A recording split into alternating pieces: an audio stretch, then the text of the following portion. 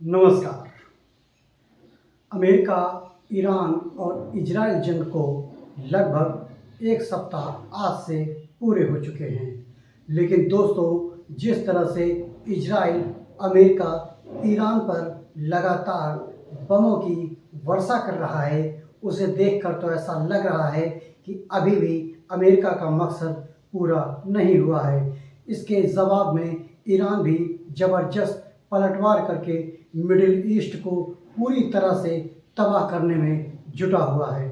दोस्तों, समझने वाली बात यह है कि आखिर ईरान अमेरिका और इजराइल से कब तक लड़ेगा, यह जानते हुए कि वह इस युद्ध में पूरी तरह से अकेला है।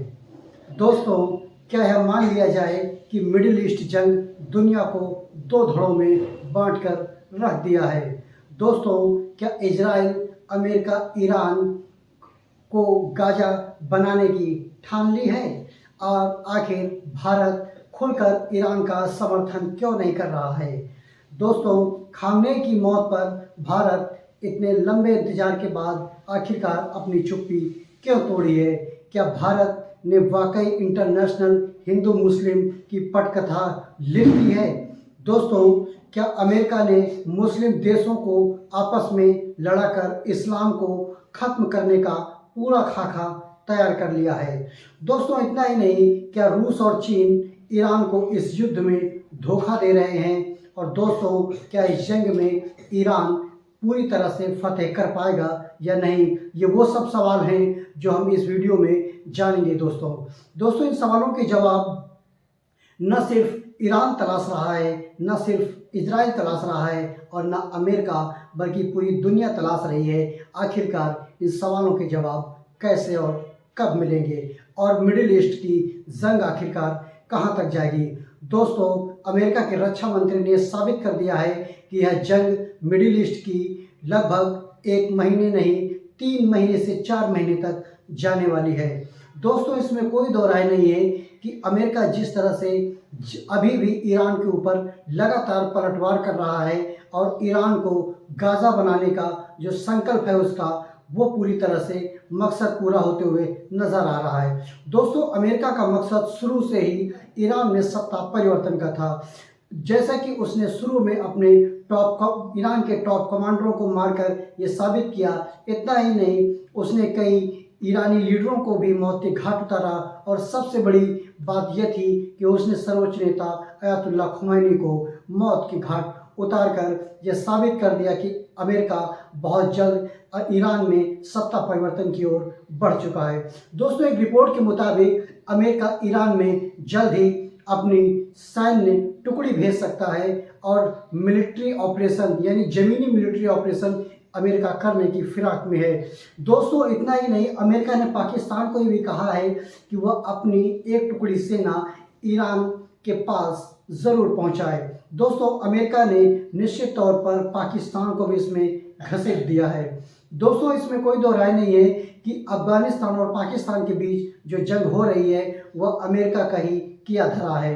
पहले अमेरिका ने अफगानिस्तान को उकसाया और पाकिस्तान के साथ जंग का ऐलान करवा दिया ताकि पाकिस्तान इस खित्ते में बिजी रहे और न चाहकर भी वो ईरान का साथ दे सके। दोस्तों, इसमें कोई दो राय नहीं है कि आज दुनिया अमेरिका को दुनिया का सबसे ताकतवर देश मानती है और इसी देश को दादागिरी के रूप में भी दुनिया अमेरिका को पहचान रही है। आप सभी मीडिया चैनलों पर देखें या आम जनता की राय देखें तो दोस्तों, आपको समझ में आ जाएगा कि दुनिया अमेरिका को एक दादा के रूप में देख रही है जो कभी भी कहीं भी हमला करने के लिए पूरी तरह से फ्री हैंड है। दोस्तों, अब समझते हैं खामनेई की मौत के लिहाज से। पॉज।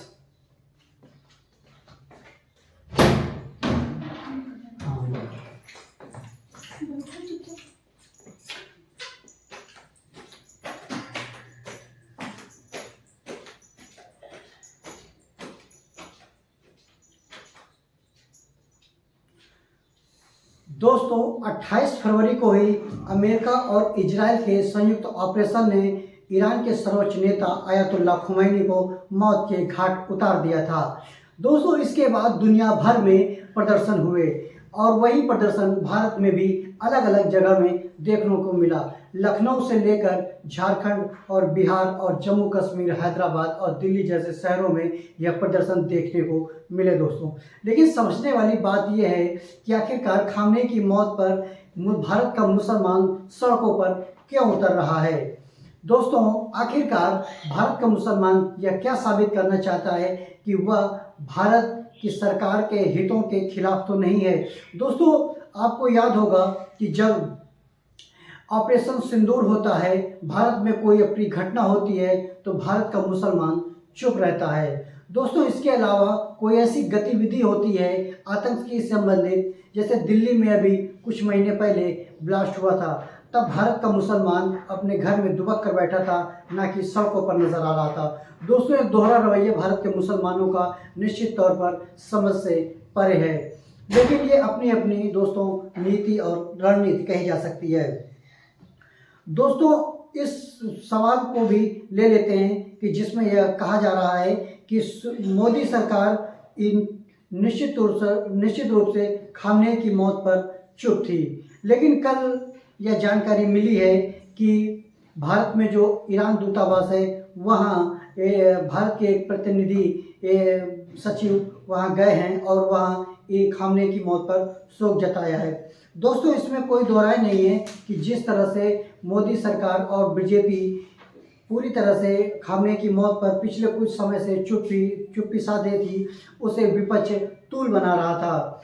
क्या यह मान लिया जाए कि प्रधानमंत्री नरेंद्र मोदी और बीजेपी इंटरनेशनल हिंदू मुस्लिम की शुरुआत कर चुकी है।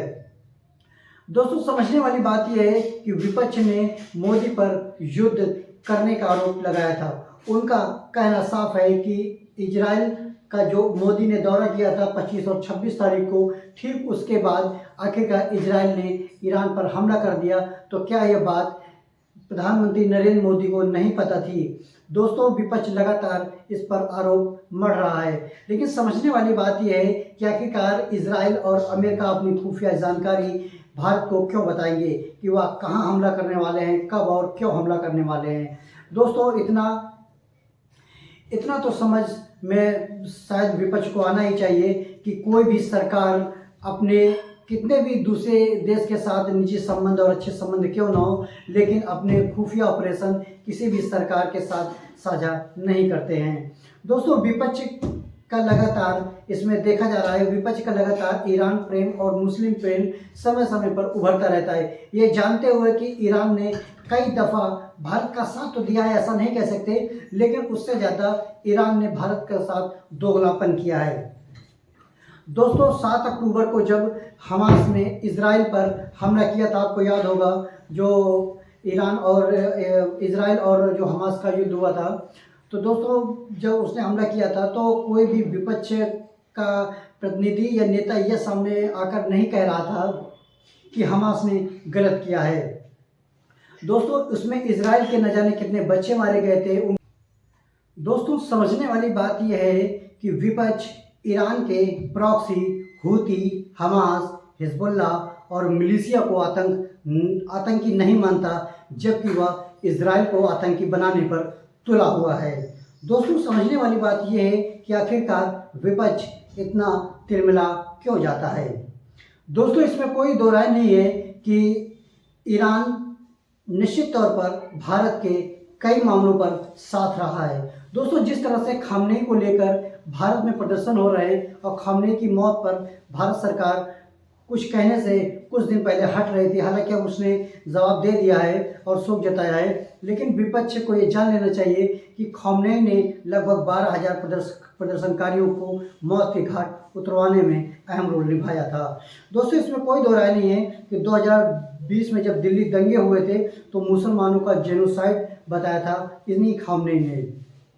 दोस्तों जब 2019 में जम्मू कश्मीर से आर्टिकल 370 समाप्त हुआ तो खामनेई ने अपने ट्वीट पर मुस्लिमों का दमन बताया था। इतना ही नहीं, यूएन में कश्मीर मामले पर ईरान ने कभी भी भारत का साथ नहीं दिया है।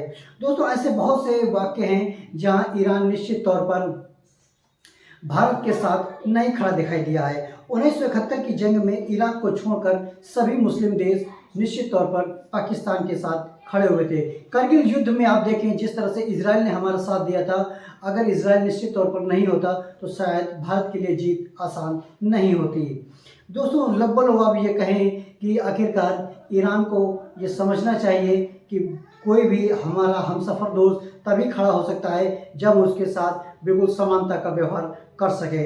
दोस्तों, भारत ने अपने लिहाज से कई चीज़ें स्पष्ट की हैं और ऐसा नहीं है कि भारत इस युद्ध की आलोचना नहीं कर रहा है। भारत ने हमेशा शांति की बात की है और शांति की बात दोस्तों दोहराता रहा है। दोस्तों, समझने वाली बात यह है कि आखिरकार प्रधानमंत्री नरेंद्र मोदी और यानी भारत सरकार अमेरिका और इजराइल के खिलाफ बयानबाजी क्यों नहीं कर रहे हैं और गल्फ कंट्री के खिलाफ बयानबाजी क्यों नहीं कर रहे हैं और उनकी आलोचना क्यों नहीं कर रहे हैं। और ईरान की हालांकि भारत सरकार ने तो आलोचना दोस्तों नहीं की है, लेकिन फिर भी काफ़ी दिन बाद यानी जंग से ठीक 6 दिन बाद भारत सरकार का ऑफिशियली ये बयान आया था, विदेश सचिव का ये बयान आया था कि भारत ने ईरान के जो सर्वोच्च नेता खामनेई हैं उनकी मौत पर शोक जताया है। लेकिन दोस्तों, समझने वाली बात यह है कि ईरान से ज़्यादा जो भारतीय रहते हैं वो अमेरिका, इजराइल और गल्फ कंट्री में रहते हैं। ऐसे में अगर भारत न्यूट्रल स्टैंड न लेकर एक तरफा स्टैंड लेता है तो भारत की विदेश नीति और डिप्लोमेट पर इसका फर्क पड़ सकता है। दोस्तों, यह बात सही है कि ईरान से और गल्फ कंट्री से भारत स्पेशल एरोप्लेन चलाकर उनकी वापसी करा रही है और बड़ी संख्या में भारतीयों की वापसी भारत हुई है। दोस्तों, अगर ये समझने की कोशिश करें कि ईरान के अलावा गल्फ कंट्री और इजराइल और ईरान में अमेरिका में कितने भारतीय हैं तो उससे अंदाज़ा आपको लग जाएगा कि भारत न्यूट्रल स्टैंड क्यों कर रहा है, क्योंकि इसका भारत के एक बयान का असर इन भारतीयों पर भी पड़ सकता है। और जैसे इसमें कोई दो राय नहीं है कि जैसे कि आप जानते हैं कि अमेरिकी राष्ट्रपति डोनाल्ड ट्रंप एक बुली हैं और जब शुरुआत में उन्होंने पिछले साल सत्ता संभाली थी तो हमारे भारतीयों को जो अवैध प्रवासी थे उनको हथकड़ी बांध कर दोस्तों अमेरिकी राष्ट्रपति ने उनको भारत भिजवाया था। ये भारत के लिए जरूर शर्मनाक बात थी, इसलिए भारत बहुत सोच समझ कर आगे कदम दोस्तों उठा रहा है। दोस्तों, ईरान में 10,000 से भारतीय रहते हैं, जो मतलब अन्य देशों की अगर संख्या में देखें तो काफ़ी कम है। सऊदी अरब में लगभग 230 लाख भारतीय रहते हैं, जो बड़ा एक संख्या है भारतीयों का। अगर भारत सरकार अगर कुछ सऊदी अरब के खिलाफ ऐसा कोई संकेत देती है या कोई समर्थन नहीं करती है या फिर आप समझिए कि कुछ ऐसा बयानबाजी करती है जिससे सऊदी अरब की सरकार और उनके भारत सरकार और दोनों के डिप्लोमेट में असर पड़ सकता है तो परेशानी दोस्तों इन भारतीयों पर आ सकती है। और काम के सिलसिले में कई भारतीय सऊदी अरब और जैसे जाते रहते हैं दोस्तों, इसमें कोई कतर में दोस्तों 10 लाख संख्या है, कुवैत में 10 लाख है, बहरीन में 4 लाख भारतीय रहते हैं, यूएई में 40 लाख भारतीय रहते हैं दोस्तों, जॉर्डन में 17,000, इराक में 35,000, ओमान में 7 लाख, इजराइल में 20,000, अमेरिका में 55 लाख। दोस्तों, ऐसे में भारत का न्यूट्रल होना लाजमी है क्योंकि इनका असर सीधे सीधे इस युद्ध में अगर भारत कोई ऐसा बयान देता है तो निश्चित तौर पर इन भारतीयों पर असर पड़ेगा जो काफ़ी समस्या पैदा कर सकता है दोस्तों, इसमें कोई दो राय नहीं है। और भारत नहीं चाहेगा कि अमेरिका और इजराइल को निश्चित तौर पर नाराज़ किया जाए। नाराज़ तो दोस्तों ईरान को भी भारत नहीं कर रहा है, लेकिन फिलहाल भारत जो स्थिति न्यूट्रल बना रखी है उसने निश्चित तौर पर वो बहुत अपने आप में काबिल तारीफ है। विदेश नीति के लिहाज से ये बहुत भारत सही कदम की ओर दोस्तों बढ़ रहा है। दोस्तों, इसमें कोई दो राय नहीं है कि अगर आप ईरान और इजराइल की जो जंग दोस्तों जैसे मैंने शुरू से कहा था यह ईरान और इजराइल की ही जंग है, ना कि अमेरिका की। दोस्तों, इस खित्ते में अमेरिका बिल्कुल बहुत दूर है और इजराइल ये चाहता है कि अगर परमाणु शक्ति देश ईरान बन गया तो वह न सिर्फ इजराइल के लिए खतरा होगा बल्कि गल्फ देशों के लिए खतरा होगा।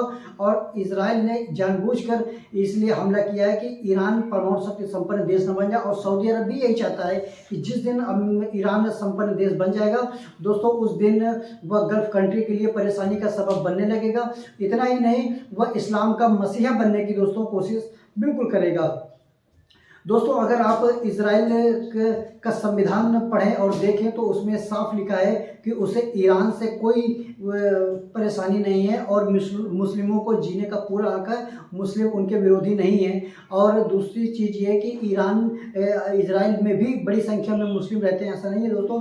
लेकिन अगर आप ईरान का संविधान पढ़ें तो उसमें आपको दोस्तों नज़र आ जाएगा कि यहूदी को जीने का हक बिल्कुल नहीं है, ऐसा ईरान के संविधान में लिखा है।